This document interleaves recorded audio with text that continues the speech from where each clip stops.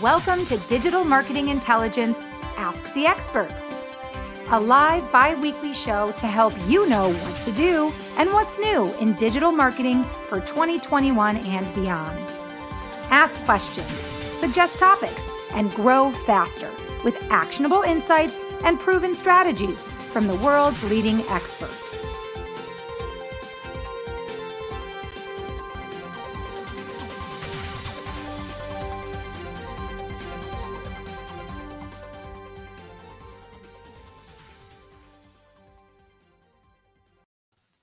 Hello, everybody, and welcome to Digital Marketing Intelligence for Entrepreneurs Ask the Experts.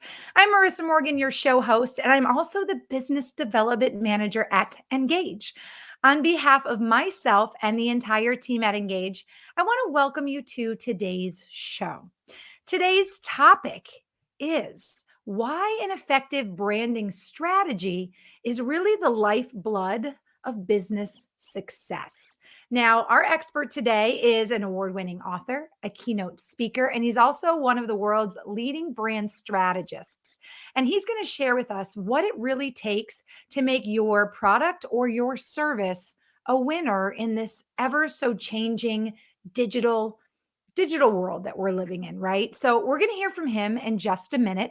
He has written four amazing books, and we're going to talk about a few of his books, his insights, and we're going to learn more on how to make your product or service really a winner in this new digital world that we are all navigating. Now, before I introduce our guest, if you're new to our show, I want to welcome you, and I do want to take a moment to introduce Engage to you. If you haven't heard of Engage is a cloud-based software platform that gives businesses like yours the opportunity to grow and scale with over 35 free forever tools. Now, our tools are geared to help you optimize your customer experience. And I know our guest will agree, and I'm sure he'll be nodding his head in a minute when I say that in today's world, it's not about you, it's about them. Right? And our tools help you optimize your customer experience, personalize your engagement. The tools are there to also help you communicate with your customers where they are, which is important in our ever-changing digital world, right? If your customers are on Instagram, that's where you want to communicate with them, right? If they're on Facebook, that's where you want to communicate with them. And our tools can help you do that more efficiently with one inbox that allows all your messages from all the platforms to come to one place. So check out our free forever tools at engage.com after our show. And if you're listening on the podcast, I'll spell that out for you, ngagge.com. All right, let's dive into today's show. And I want to introduce you to today's special guest. He is joining us from sunny, warm, beautiful Miami, Florida. And he's back off a few speaking engagements. And also, as we'll learn, he's quite the musician. Welcome, Bruce Turkel. Now, if you don't know who Bruce is, you need to. Bruce has helped create some of the world's most compelling brands. So he's the perfect expert today to share all of his insights on brand strategy. I'm sure you've heard of a few of these brands that Bruce has helped work on and help really create, brands like Hasbro. Fun story. I was actually in a group of kids back when I was a kid to do like testing, like one of those like engagement tests where they bring all the kids, they give them the toys and they see what they like. Hasbro actually brought me in on one of those fun little group things as a kid. So Hasbro, I'm very familiar with. Nike, American Express, Charles Schwab, the list really goes on. Maybe you've heard of Citicorp, Discovery Networks, Bacardi, big fan. Also HBO Latin America, so many different brands are on Bruce's resume. So we're excited to have him. And if you don't know who Bruce is, I'm going to keep going, Bruce. He's very familiar in the TV world and has been working with brands for more than 25 years and has been a frequent guest expert on the national news. He's also appeared regularly on CNN International, MSNBC, and NPR. He's been featured in the New York Times, Fast Company, Communication Arts, Adweek, and also Speaker magazines. And he's also, as I mentioned, just back off a speaking engagement, His resume for speaking engagements, MIT, Harvard, TEDx, hundreds of corporate and industry conferences around the world. And in 2017, the National Speakers Association inducted Bruce into the Speaker Hall of Fame. Quite impressive. And if that didn't impress you enough, he's got quite the catalog of authored books, and we'll share his books at the end of our show. You can find them on Amazon. Also, I think one of the most recent, also available at Target. And he's also a harmonica player. So we'll talk about that in just a minute. Don't forget that today's talk with Bruce is interactive and we are global. So drop us a note in the comment section. Let us know where you're joining from today. And if you have any questions or comments for Bruce throughout our talk, leave them in the comment section and I'll be sure to have them answered for you live from Bruce during today's show. Bruce, quite the impressive resume. I'm excited you're here. You're also a musician. I'm such a big music fan. You are really our expert on branding. So welcome to today's show and thank you for making time for us. Thank you, Marissa. That was wonderful. I usually, when people read the resume or those things, it's always like, oh shucks, oh stop. But the way you did it was fabulous. I only wish my wife and my mother were both listening because that was great. I'd like to hire you to do intros for me, please. Well, let me share with you and all of the guests who are joining us on LinkedIn Live and maybe on YouTube, Facebook, that the good thing is the show is available for replay on the Engage live show library. So you can check that out after the show, or if you're listening to us, obviously on the podcast or through a replay, you found us on the podcast feed as well. So you can replay this for your mom and for your wife if they ever need a reminder of how fabulous you are. Thank you. Well, really quick, Bruce, you've authored several books. You really are a brand strategy expert. Would you mind just giving us a little peek into how you got into that world?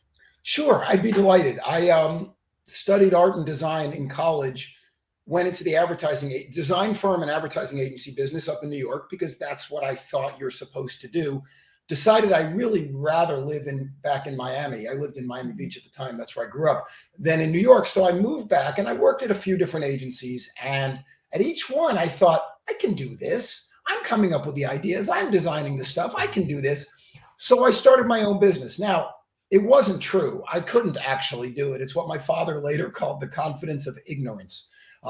But I didn't know better, so I went out and did it. I think we all tend to do a lot of things that way.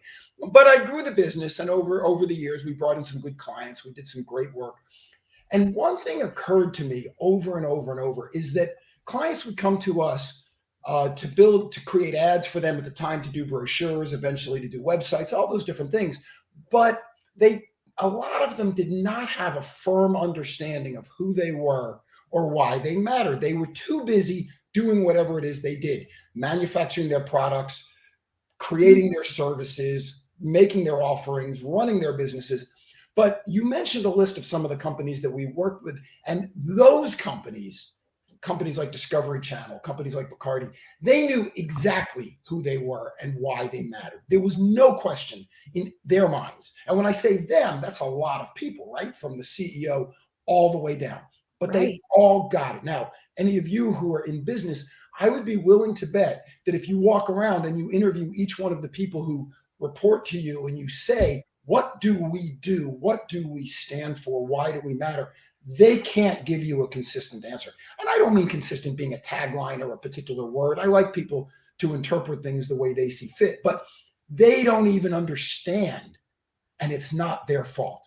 It tends to be the fault of whoever's leading the company. So getting that, we decided, my partner and I, to completely reconfigure our business. And we were going to become a brand management firm. We were going to help companies, help destinations. We did lots of work in tourism. We were going to help them reconfigure not what they did, not how they did it, but how it was perceived.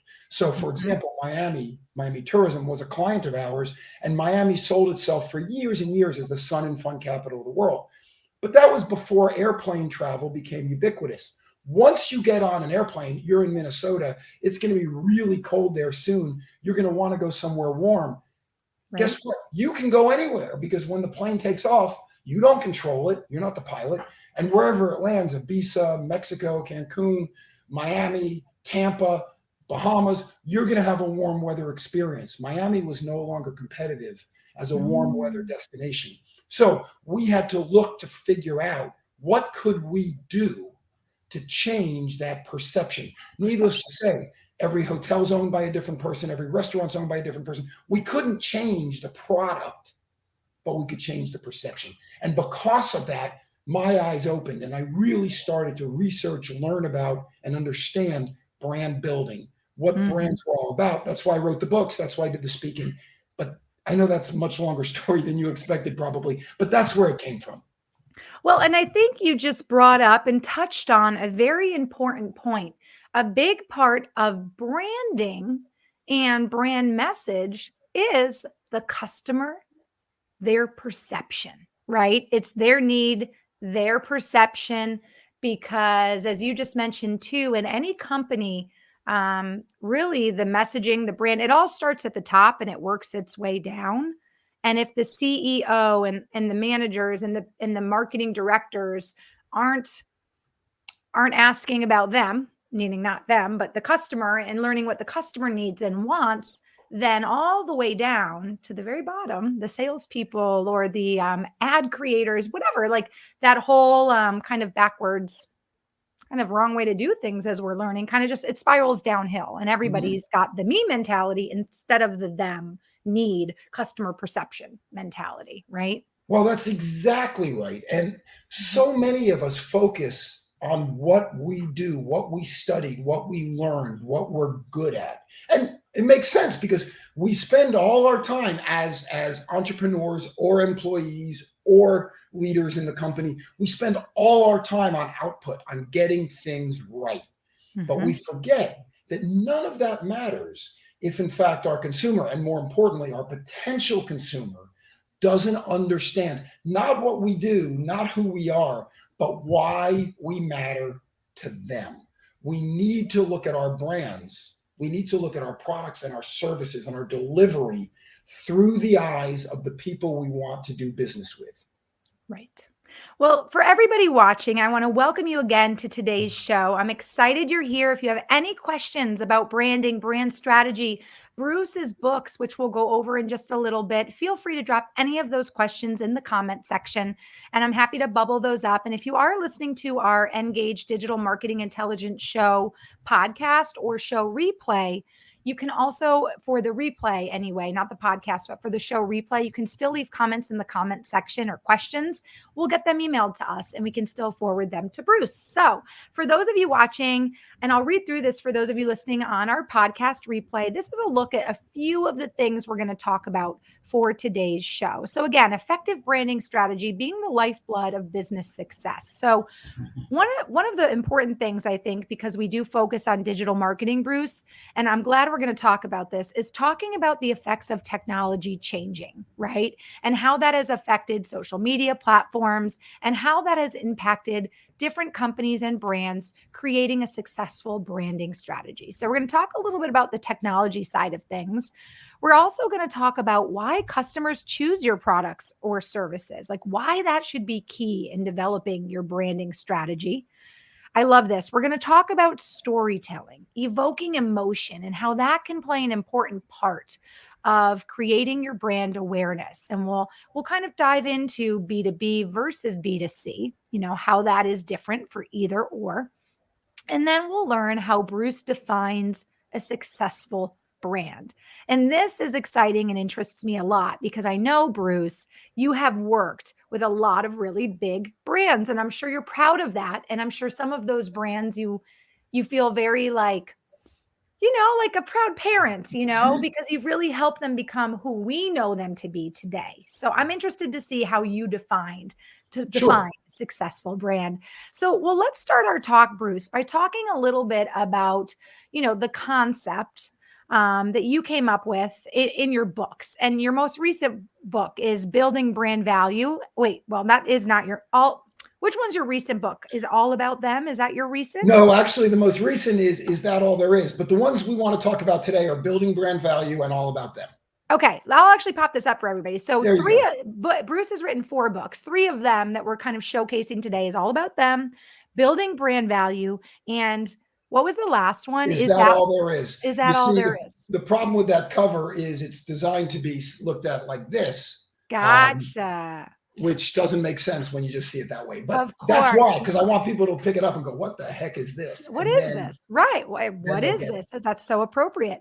Okay, well, let's talk a little bit about the ideas in your books and how they relate, obviously, to this idea of the branding strategy. What would you like to share on that topic? Well, it's interesting because on the screen you put up, you talked about digital strategy and how this changes in the digital marketplace.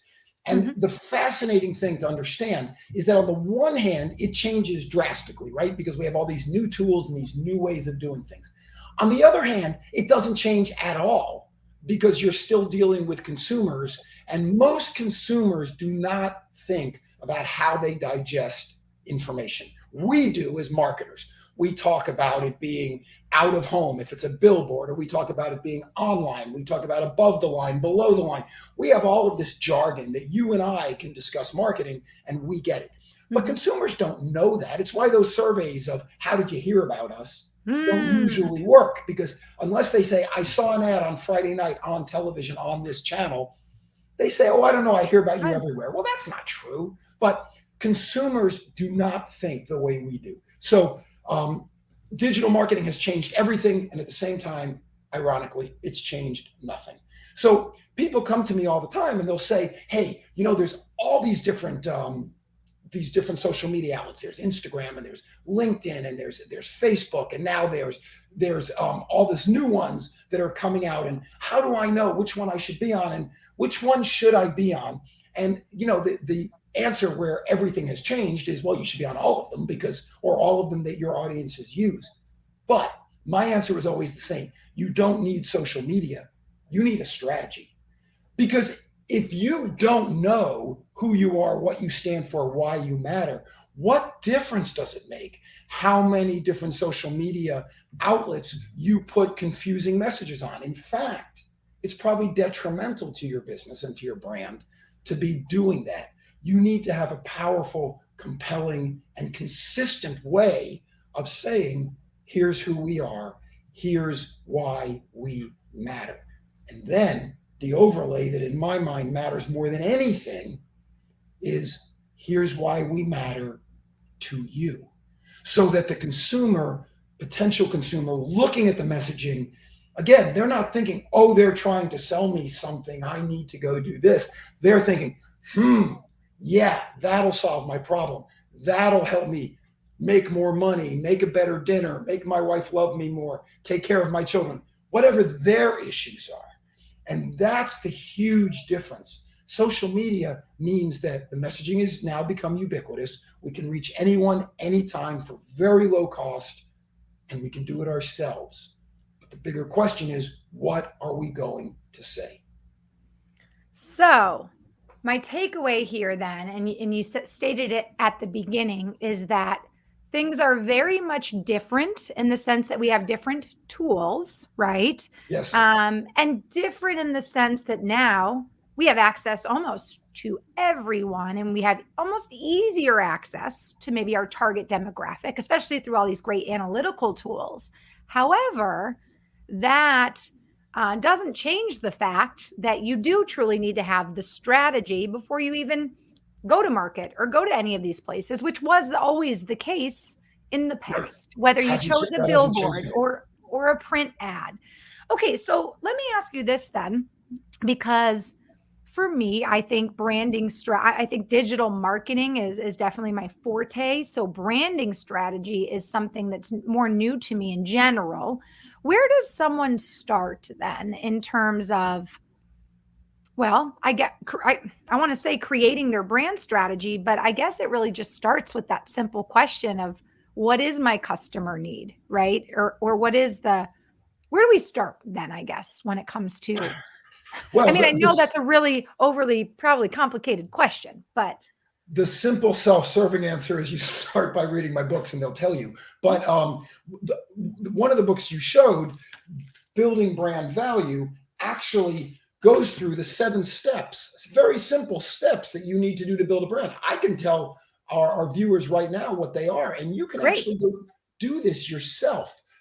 Because what I did was when I made this transition from simply doing design and advertising to figuring out branding and brand strategy, one of the important things was to understand, what does it take to build a brand? Nobody would tell you. If you used to ask, someone would say a brand was a logo, someone would say it's a trademark, someone would say, oh, it's what people think about you, or it's what people feel about you. Everyone had their own definition. So what we did was we looked at hundreds of successful brands, and we looked for patterns, and we looked for reproducible ideas that they were using.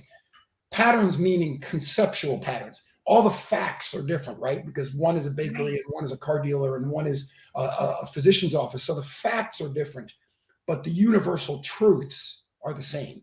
What are they doing that builds brands? And we came up with 7 points. And then I tested this over the years. And you talked about the universities that I've spoken at. I would always ask the marketing professors, hey, tell me if there's something I'm missing. What else is there?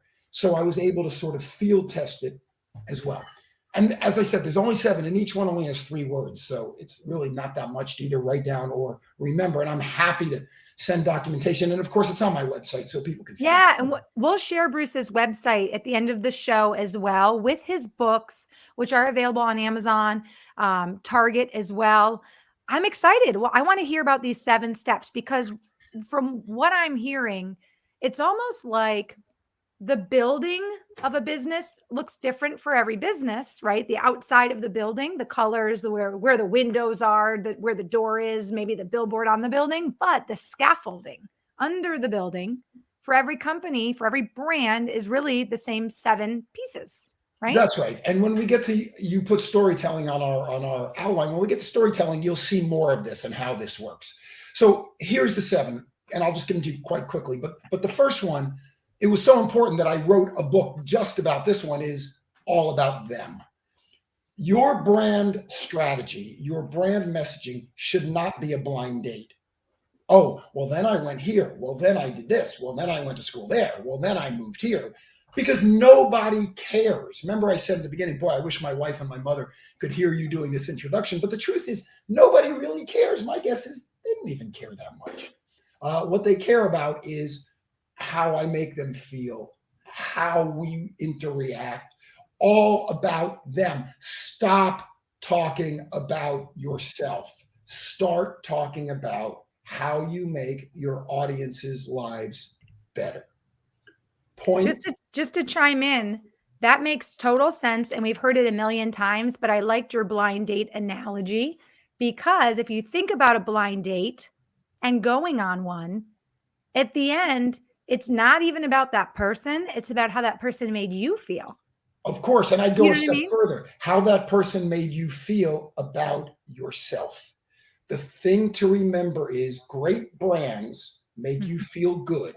I'm sorry, good brands make you feel good.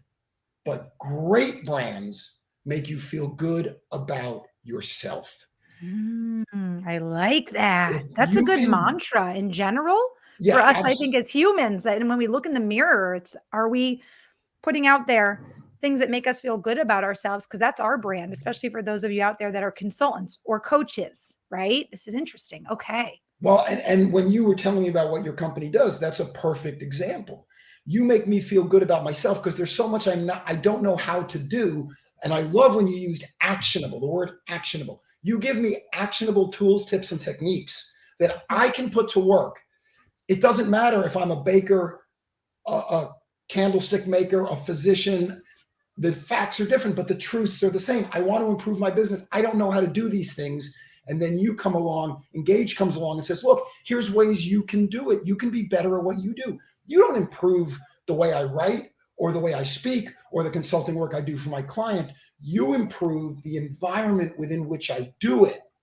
And that makes me better, which makes me feel better about what I do, which makes me feel better about myself. Good brands make you feel good, but great brands make you feel good about yourself.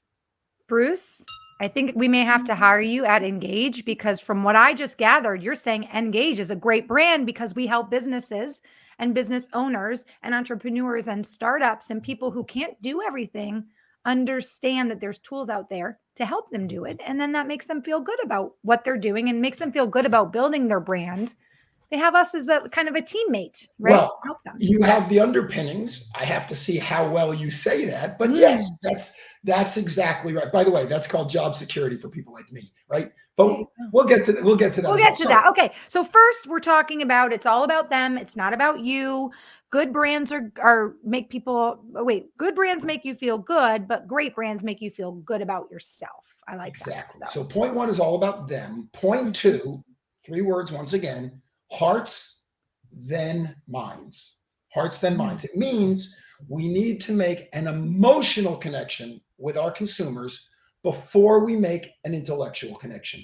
Now, that sounds obvious, but most people, most companies, most professionals do not do that. We make an intellectual connection first. We talk about facts and figures. We talk about how many offices we have, how many locations we have, how many employees we have, what our pricing strategy is, what degrees we have, what certificates we have, se habla español, whatever it is, we make those intellectual connections. Those are called RTBs, reasons to believe. You should hire us because we've been in business 47 years. We are the city's leading professionals. We do all this. But the point is, I don't care about any of those things until I'm interested in doing business with you. And I'm not interested in doing business with you until I understand what's in it for me. So my recommendation is you make an emotional connection with your consumer. Then you can follow up with the RTBs because they matter once I'm interested. But stop leading with that's back to that blind date analogy. Then I have these cars and I own these homes and I look at the watch I'm wearing and all of that might matter, but it doesn't matter up front. What matters is this, the relationship. What matters is the emotional connection. I'll give you an example. Sadly, those of you who are listening to the podcast aren't going to be able to see this, but I can describe what I'm doing. Right now, to anyone in the audience who's watching, I'm looking you in the eye, right? And that establishes connection. We know that. We know that you like to talk to people who look you in the eye. The reason it looks like I'm looking you in the eye is because I'm looking into my camera, because I know that's what you're seeing. But the thing is, if I'm looking into my camera, I'm not actually looking in you in the eye, Marissa. You're down below on my screen. Now I am actually looking you in the eye. And I'm seeing the pumpkin sweater you have on and how beautiful your hair looks and your smile and all of that, right? But I'm not actually looking at you. I'm not actually looking you in the eye. It's this bizarre thing that happens with technology. Now it's a disconnect and it's very awkward, isn't it? Right. So now if you said to me, how many fingers am I holding up? You think I'm looking right at you, but I can't tell. Now I could tell, but you wouldn't ask me because you don't think I'm looking. Now you're holding two, right? Now I can't tell. So I wouldn't know unless I glance down, which makes people look shifty. The point is, this emotional connection of us looking at each other is not the intellectual connection of me knowing how many fingers you're holding up, the facts and figures. I know it's a simple explanation, but that's how these things work. We don't stop and evaluate them. They are simple. Think about the brands you love and look at the way they market themselves, and you'll understand that they do it in emotional ways. McDonald's said, I'm loving it. Subaru says, love. It's what makes a Subaru a Subaru. What does love have to do with an automobile made of rubber and glass and metal and leather and all of that? But the concept is you love the car, or because of its safety features, it loves you, whatever. Even the fact that they use dogs in their branding, because dogs evoke, I'm a dog person. They evoke so much emotion for so many people. And the fact that they talk about how much they give back to charities. My friend's an owner of a Subaru dealership, so I'm very well versed in that brand. And it is a brand that makes you feel good about giving your $25,000 to Subaru. You feel good about yourself for doing it. But remember, the point of a car is to get you from point A to point B. That's the function. That's the intellectual. That's what the engine and the management systems and everything else does. They never talk about those things. I could change this whole conversation right now by taking my camera off and pointing at the ground, and you would see Bailey, our Australian Shepherd, and Lucy, our collie, sleeping on the floor in my office because you're a dog. See how your face just lit up?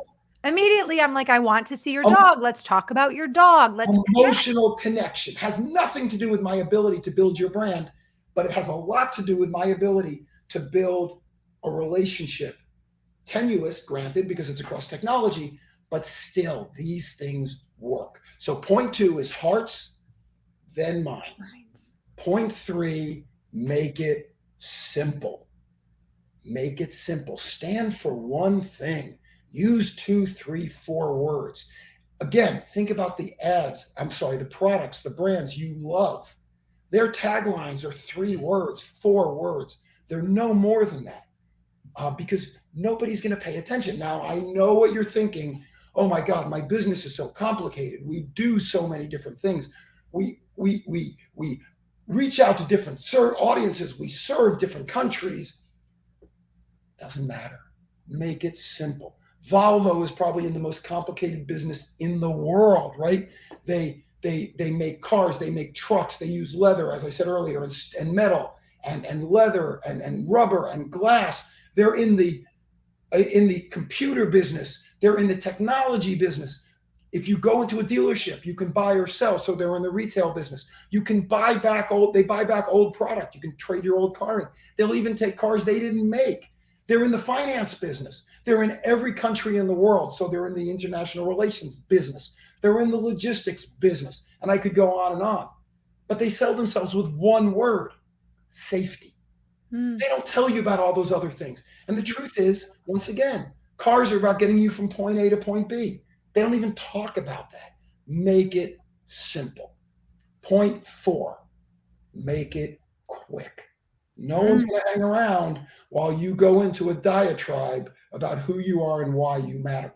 Plus, they're not going to remember it. Make it quick. Point 5, make it yours. What do you own that people can associate that good feeling with you? So, for example, you have been explaining to us what Engage does, who Engage is. You know the 2 things I remember from everything I've seen, everything I've heard, everything I've told you?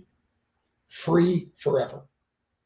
Free forever. That's a hell of a commitment, because the word forever, once the first time you violate that, that's it. It's over.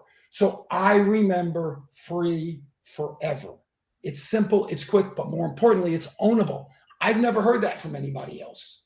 You own that. Are there other companies who do what you do, have software like you do? You would argue no. I would probably argue there are, because I don't see them the same way you do. But there aren't other companies who do what you do that say free forever. That makes me feel good about myself. Damn, I'm smart. I'm using the company that's free forever. And let's face it, how many times do we buy something and then later on we have post-purchase dissidence because we made a mistake? But no, not in your case, because you're free forever. That's point 5, make it yours. Point 6 is all 5 senses. This goes back to how things change all the time and how things never change, because the technology we're using right now only engages 2 senses: your sense of sight and hearing, right? I can hear you and I can see you. But we as human beings, as a species, we make decisions based on all 5 of our senses: smell, taste, and touch. And if you believe in the 6th sense, fine, you can add that one as well. So the truth is, then, how do you add cues that let people feel, taste, touch, smell, see, and hear your product? You can do it. It's harder online, but you can do it by evoking things. You can do it by the words you use. I mean, I have musical instruments behind me. Instantly, that made a emotional connection with you, but also you can hear it. It gives you a sense. You don't hear me playing, but it gives you a sense of something. Now, if I picked up a harmonica and I played for you, that would then give you that sense. But just seeing it makes some sort of connection. So what's interesting about that too, by the way, is obviously I think we all can agree that people gravitate towards people they feel are like-minded, people like themselves. That birds of a feather flock together mentality is 100% accurate. And whenever I do have a guest, for instance, that has a very unique backdrop to their office that really showcases their personality, and I can think of 3 guests that we've had in the course of this year who had very different backdrops, it says something about them. And I just think that this is like the perfect example. If you're watching, you can see what I'm speaking of. But if you're listening on the podcast, Bruce has all kinds of guitars and musical instruments and just a beautiful, almost artistic display of books. And there's just a lot of life happening behind Bruce in his office, which, coming from someone who is super outgoing and talkative and creative, I immediately have an instant connection with Bruce the minute we're on the screen together, because as he just shared, there's this unsaid use of stuff that I can't touch, but I feel like I can, stuff that I can't hear right now, but I feel like I can. That's very, very, very, very powerful. So I appreciate you saying that because I did it. But no, I appreciate you saying it because people don't notice it. It's an intuitive sort of thing. Mhm. If I'm full screen, what you'll notice is, of course, my books are up there being displayed, but so are my interests. So there's musical instruments, there's car models of cars I collect, there's pictures of my children, there's books that matter to me, because we get this single opportunity to make an impression, right? What do they say? You never get a second chance to make a first impression. And I never understand why people use a green screen background or a blah background. And God forbid you've been on Zoom calls where someone's closet door is open and you see like their dirty laundry or something. Huh. You Luckily, know, that has not yet happened to me, Bruce. well, I feel like I'm winning since that has not I happened. do a lot of these and I could tell you some stories which I'm not going to share, but take a minute before you go on Zoom or before you go on any of these programs. If you're going to be on camera, turn on Zoom for yourself. Look at what people see. Actually move things around. When you said a very artful arrangement, pardon me, I actually spend time doing it. I mean, that surface behind me usually has stuff I'm working on it, but I clear it off. It's Mhm. no surprise that the two guitars there behind me happen to match in style and color and all of that. I'm not saying this to show off. I'm simply saying that these are the things that I spend time working on because these are those unspoken cues, those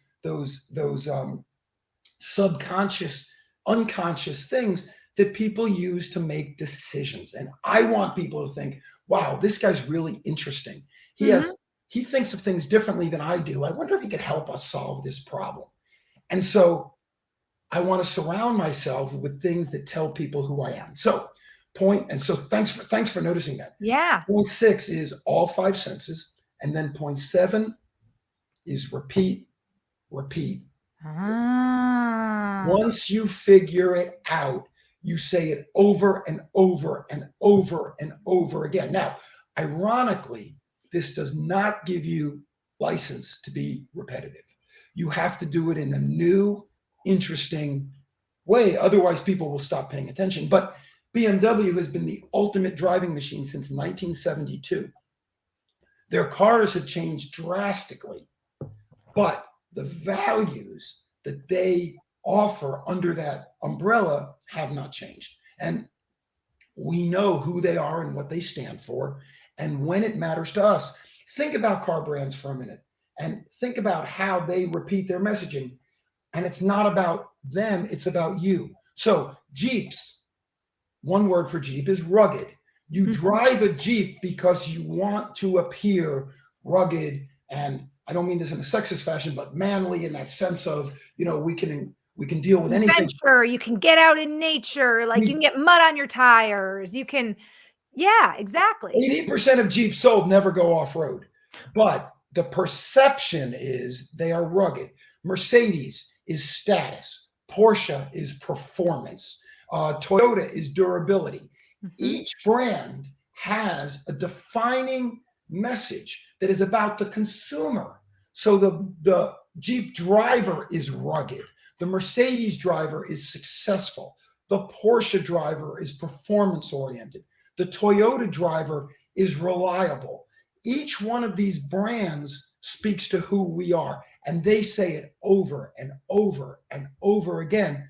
They just do it in new and dynamic ways so we stay focused. Makes total sense. I just recently saw a new ad online for Burger King. And it was very clever to me because, just like you said, they have had their products their products in general have stayed the same, but of course they've changed as the world's changed, whatever. But their messaging has always been consistent. And they even are now carrying that over into the hiring process, because we know a lot of restaurants and service industries now post or during the COVID era are now struggling for workers. And so I saw this clever piece that was like, why? Wait, it said something like, "Come work for a king." Yes. Wait, hold on. Work for, oh shoot, now I'm forgetting. It was like basically, come work for a king. Why work for a clown? Because we know that Ronald McDonald is obviously the brand ambassador for McDonald's, and it had like a king crown kind of hanging on the king. Anyway, it was a very unique, simple, easy to remember play on words that literally left me the whole day thinking about that. And it just made the brand so appealing to me that if I was in the space to be looking for a job in that industry, I would 100% choose Burger King over McDonald's because, yeah, go ahead. No, I was going to say you brought up a fascinating comparison, because if you think about it from function, both of those companies manufacture exactly the same thing. Yes, right. Burger King flame broils and McDonald's fries their burgers, but essentially they are the same, just like all those cars we described. They're all the same. It's a hamburger. It's a hamburger. It's lunch. McDonald's focuses 100% on families. That's their market. So they have the playgrounds out front, and Ronald McDonald is their icon. And Burger King says it disparagingly, a clown, but in fact, a clown is how McDonald's promotes themselves. And they have products for the mothers, because mothers bring their kids. So they have the salads, which it's a whole funny story because nobody eats them. It just assuages your guilt. Oh, so you can order the salad, then you can eat your kids' fries. But yeah, it's like, me, I don't even have kids, but that's exactly what I do. I get the salad and a side of nuggets. Exactly. Burger King, their market is young men 18 to late 20s. Yeah. And so that's why it's all about big and lots. And it's a bit obnoxious because, let's face it, who's more obnoxious than an 18-year-old boy? I was one. I have one. I know. But so work for a king. Doesn't that talk to a 22-year-old male? Absolutely. Because underneath, of course, and as I mentioned, by the way, Bruce, underneath it said, we're hiring, so it was truly a campaign to try to, get the kind of jumpstart their hiring, especially going into. But it's also a campaign to build their brand, which builds both hiring, acquisition, but also customer acquisition. Believe it or not, Burger King is a Miami company. I've done work with Burger King. Their marketing people are brilliant. They're very good. Yeah. They know who they are, and they don't try to be someone else. They bring in new products. For example, now they have the Impossible Burgers for people who don't eat meat, because they understand that burgers are their business. Meat is not their business, and they can sell it in the same way. They really get it. And you just gave a perfect example of how well they get it. And even the Impossible Burger, from a branding standpoint, I think this is a cool thing to touch on because I noticed it right away. Their font, their letters are big. I believe they're all capital letters. So even though we're talking, about something that someone may consider to be kind of foo-foo, it's vegan, it's fake meat, blah, blah, blah, their branding, this I'm an Impossible Burger, is big. It's we're here. It's we're bold. So even though their product is not exactly what someone would think of as big and bold and manly or meaty, their branding, their logo, everything about that is the opposite of what we would think it is. That I think it's swaying some people's minds. And it was kind of an easy choice for Burger King to bring them on board, because it's not called the petite burger, right? With a cursive font, So I do think, hey, real quick, because we actually don't have that much more time. So real quick, one thing I just noticed. I thought we were doing this all day. I mean, I feel like I could talk to you all day. We might have to have you back again. I want to, in just a minute, I'm going to recap in case you're just joining us, Bruce's 7 really great steps to building a brand, because he really did put it into this great formula. So I'll recap that in a moment. But one thing you mentioned is some people think of a brand as a logo, right? Or as, whatever you were saying. But I do think the logo And like those artistic choices do play into a brand. So we can't negate the fact that you do need to be smart about that and really put a lot of thought into that as well. I mean, it's part of Remember, your I mentioned to you that I went to school and got a design degree. I actually was trained in designing logos and I've designed lots of them. I wasn't diminishing any of that. Just like when I talk about, Mhm. it's not about the function of what you do, it's about how it's perceived. The Right. function has to be great. If it's not, you're not in business. Your logo, your design, it's critical. My Mhm. point is, it has to serve a higher master, which is brand strategy. Think of all those things as ante in a card game. You go to Vegas and you sit at a poker table. You have to ante up. If you don't ante up, they don't let you play. But Mm, just because you ante up doesn't mean you win. And correct. so it's the Right. same here. Your products and services have to be as good as they can be. Your logistics, your delivery, your logo, your website, all of your delivery messaging delivery vehicles have to be as good as they can be. But just because they are doesn't mean you're going to be successful. If they're not, it means you're not going to be successful. But you then have to make sure they serve a higher master. You said earlier the reverse pyramid. Well, think of it as a pyramid. And at the top, the very top of the pyramid is, here's why we matter to you. Now, You. here's how we do it in our store design. Here's how we do it in our ads. Here's what our logo looks like. Here's what our messaging. Here's what our uniforms, our return policy, Mm. every interaction we have with a consumer, every touch point, what our packaging looks like, what happens when you unwrap the box. All of that is critical, but it has to serve a higher master. Otherwise, you're creating a bed of nails. I know I'm mixing my metaphors like crazy, No, but this is otherwise, great. We love it. Okay, by the way, we love sharing examples, analogies. Our show is all about in a really a continuing education platform in this digital marketing space specifically. So these are all great analogies, I think, and you're giving such good examples. And really, this list, and I want to just go through it again. So, 7 really actionable things to creating a good, not a good, a great brand is remembering it's all about them, right? Hearts then minds, make it simple, make it quick. By the way, you went through that so quickly when you were going through it, which see, is that's the perfect. joke. Yeah, I Make got it the quick. joke. You're like, I make it look at my quick. watch. Okay. Yeah, make it quick. Number 5, make it yours. And then all about the 5 senses.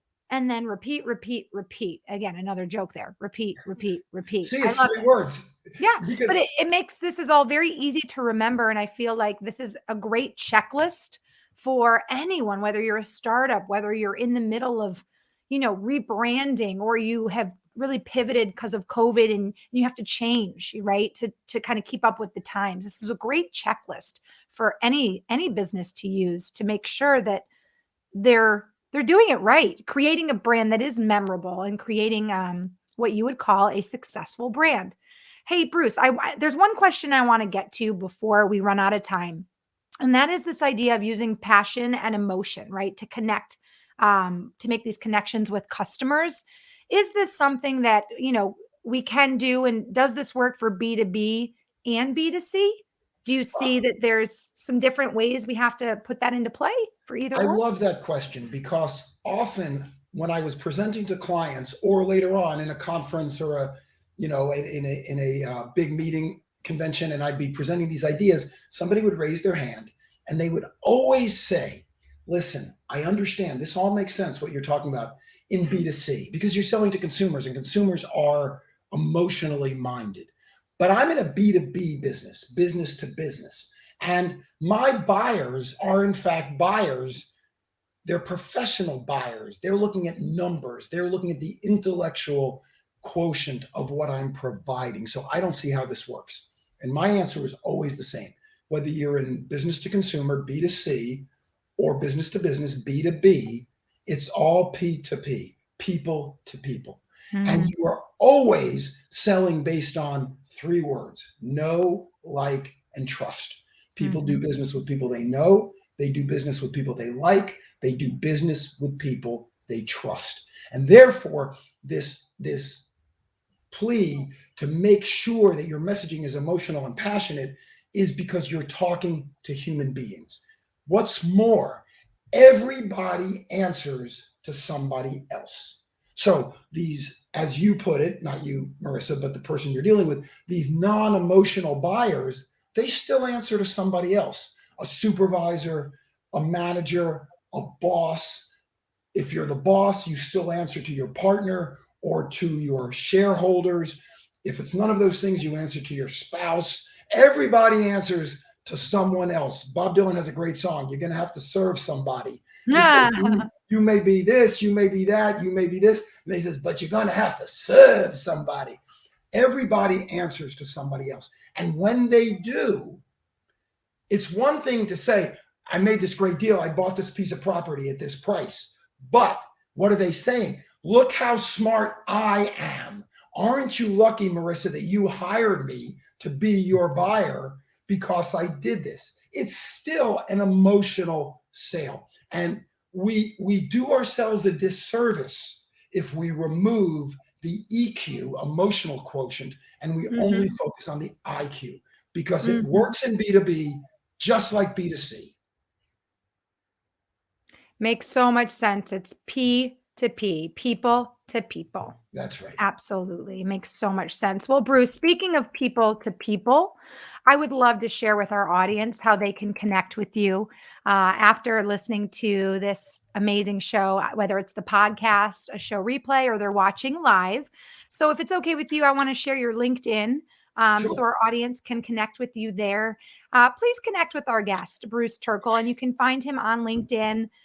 You can do the linkedin.com/IN/B Turkel.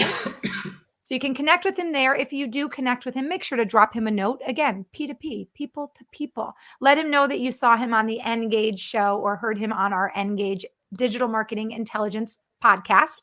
And then you can also visit Bruce's website, which is super easy, www.bruceturkel.com. I'd love to share with our viewers, Bruce, what they can find on your website, but let's also at the same time talk about your 3 books, which I know are available all on Amazon. And I know your most recent one, Is That All There Is also available at Target. So let's talk a little bit about your books and who's the audience for each book, or would you say that they should be read in a certain chronological order? How do we work your book collection? So building brand value, thank you for that. Building brand value is very simple. It's simply these 7 steps. It's little anecdotes, little tales about how to build a brand, these 7 steps. And it's quite simple. It's easy to get through. All About Them was really an in-depth look at what I thought was the most important of these. I think if you get all about them right, the rest of it, you can make some mistakes. If you get all about them wrong, I don't care how good you do the rest of it, you have a serious deficiency. So All About Them is how you build a customer-centric brand and a customer-centric business. When I wrote it, when we posted it, put it up on Amazon, we listed it as a marketing book, and a couple weeks later, it was #1 in customer service. I hadn't even thought about that putting it in customer service, but that's how I've learned that people use it. The most recent book, Is That All There Is a real departure. It's about people who reach a point of success in their lives and then decide to pivot. Because what I found is it's the real all about them zeitgeist. Everybody we know wants to change their lives. We used to call it a midlife crisis, maybe. There was lots of different names for it. But the concept, everybody I talk to says, well, but how do I want to be more creative. I want more freedom. Look, you picked up and moved from one part of the country to the other. Why did you do that? How did you do that?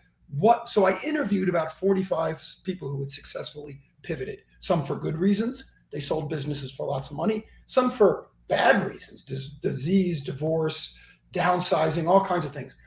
And use your word, look for actionable, proven things that people can do to make their lives better. And that's what the book is all about. Now, I have to admit, I started writing it before COVID. I didn't realize, I'm not that smart to know that there was going to be a global pandemic that would make us all want to change our lives. But it's turned out to be incredibly timely. It's also important that business owners realize that all of their employees are thinking about leaving right now and thinking about what else could I be doing. And so We know that acquisition is critical, but retention is even more important. And so it's important for employers to read the book, to understand what their people are going through, so they can understand what they need to do to provide an environment where people want to stay and want to work. I almost feel like in today's, digital marketing, COVID kind of era where things are really changing and they're changing rapidly, a company's biggest, most important customer is their employee. I believe your internal audience is your number one customer. Exactly what you said. And for a number of reasons. Number one is because they provide the products and services that you sell. But number two, they leave every day and tell the world about where they work. And then the people they tell, like I leave, I tell my spouse, I tell my kids, I tell my parents. Then when someone says, hey, how's Bruce doing? Oh, he works here and he's doing that. It's an immediate multiplier. And if they don't know what your brand is, and believe me, they don't. If they don't know what your brand is, what are they telling people? They're telling them what their perception was that day. And that perception tends to be how a supervisor or someone else treated them. The old saying, Yeah. people don't leave jobs, they leave bosses. And if everyone understands what values we work under, why we do what we do, it changes their stories. It also changes the way they're treated. That makes total sense. 100%. Wonderful. And then I think, did we go through all three books? And then the other book, the branding book, building brand value. Did you already speak to that one? Did I just I blank did, out but on I'm that? happy to speak about them again. But the No, I point is, think they're okay. all on Amazon. Yeah. I'd love if you'd buy them. I'd love if you read them. I'd love if you'd post a review. I'm easy to find. My website is just my name. You can send me an email from it. You can call me. My phone number is on it because I want to be accessible. I want to be helpful. I want to show people how they can do these things and make their lives better. Awesome. Well, I think you did. You gave us some amazing, actionable takeaways. You even gave us this great checklist to use when it comes to making sure that we're doing everything right to help make our brand not just good, but great. I loved your examples and your analogies with the different car companies, and I think that the biggest thing is branding doesn't have to be, and brand strategy doesn't have to be this obscure magical thing where you think some people just magically hit the jackpot. You're sharing with us that it really is a formula, and that yes, we have to take some time, right, to make sure that we have the goods, right? Make sure the goods are there, but then it really is a formula that we can follow to build not just a good but a great brand. And if we can really nail down that formula, like so many of the companies you've worked with have, then we truly can have a very successful product now and into the future. So cool. I love it. Bruce, I want to thank you so much for sharing your valuable time with myself and our audience today. And of course, everybody watching, listening to the replay, watching the replay, please connect with Bruce and thank him for sharing his actionable insights with us today. And Bruce, I want to wish you a wonderful holiday season and hope to see you back here one day in the future. And hope when I'm in South Florida to catch you playing at one of the cool bars that you frequent with all of your amazing instruments. That would be great. I would love that. And thank you. You are a wonderful interviewer. I really appreciate you knew the material. You had great questions. You were open and exciting. And thank you. Oh, my pleasure. Loved having you, Bruce. And I hope you have an amazing weekend. You too. Bye-bye. Thank you so much. Wow, an amazing guest. And I'm telling you guys, digital marketing is my niche, right? Brand strategy. I always thought it was kind of obscure and confusing, but Bruce really broke it down for us into 7 easy steps, right? A great checklist to use. And I'm really excited about that because it doesn't have to be scary, I think is my takeaway from today, right? If you have a formula. I want you to make sure you connect with Bruce on LinkedIn. Check out his books. You can get them all on Amazon. And please visit his website if you're thinking maybe your company can use some help in this world of brand strategy, because Bruce is one of the leading brand strategists here in our country, in our world. And as he shared, he's very open to connecting and to helping you. So please connect with him. Bruce Turkel on LinkedIn and bruceturkel.com. Okay, very quickly before I let you all go and enjoy your weekend, let's talk about our Engage news of the week. This week's news of the week is all about TikTok. And Bruce, I see you in the waiting room, so don't go anywhere because I'll connect with you before I go. Our Engage marketing news of the week is all about TikTok, because TikTok on September 28th just held their first ever business showcase event, where it shared a range of new tools. We just talked about all these new tools available to us and options designed to help brands make the most of its platform, while also painting a clearer picture on how TikTok will monetize its now billion plus audience and help creators earn money for their efforts. So if there's a time to really get your brand in line with your product and really get in front of the right customers and help connect with them, now is the time. Because if you're on TikTok and you're trying to build your brand and monetize, now TikTok is really blowing up in terms of all the tools they're giving you to showcase your brand. So TikTok clearly stated that e-commerce will be their main focus, and they shared all these great tools. Now, some of these tools are new product links available to put in your video clips, new collection ads to include product cards, dynamic showcase ads, customized instant pages, new stickers to illustrate products in clips, gesture ads to reward users who engage. So this is kind of cool. If people engage with your products or your ads, they can actually now be rewarded. Also, story selection ads to prompt more interaction in clips. For more information on these massive updates, I do want to share, you can visit www.socialmediatoday.com for more information on that really cool showcase that just happened with TikTok. Very cool. So much is changing. It's changing quickly. So if there's a time to really up your digital marketing game and your branding strategy, it's now. So thanks for joining our bi-weekly show. A quick reminder, if you have a show topic idea, or maybe you're watching the show and you do have a question for a guest that we've had on board, please go ahead and feel free to email me at marissa.m@engage.com. You can also connect with me on LinkedIn as well. The Marissa Morgan is how you can connect with me. And it's 1 R, 2 S's in Marissa. All right, you guys, I want to let you all off to enjoy your weekend, but remind you that our next show is Tuesday, and that will be October 12th. 11 a.m. Eastern. Our guest is Colin Lepiscopo, and he'll be here for part 4 of 4. He's joined us for a 4-part series on how to increase your conversion rates by up to 200%. And we'll be doing part 4, which is talking about landing page optimization. And he's going to do a live optimization and pick 2 different company websites and literally optimize their page live on the air. If you're interested in submitting your company for this free live optimization, you can go to our LinkedIn page, and under any of the posts promoting Colin's show, in the comments section, leave your company name and your website, and we'll be choosing 2 companies to do a live optimization next Tuesday, October 12th. So join us back here, and don't forget to follow our Engage page on LinkedIn. Look for the rainbow colored cog. That's where you can find show updates, show times. You can easily connect with our guests. And my last little nugget for you is check out our show library. You can find that at engage.com/live-show-library. We're going to be adding Bruce's show to that live show library starting next Monday. And that's where you can find all of our past shows. And you can also connect with our guests there. Maybe you don't remember their last name. Maybe you wanted to hear a show replay. That's a great way to rewatch any shows, share shows with your colleagues, and also connect with any of our guests on LinkedIn. Awesome. Okay, you guys. Awesome show again. Thank you so much for joining us. Thank you for your support.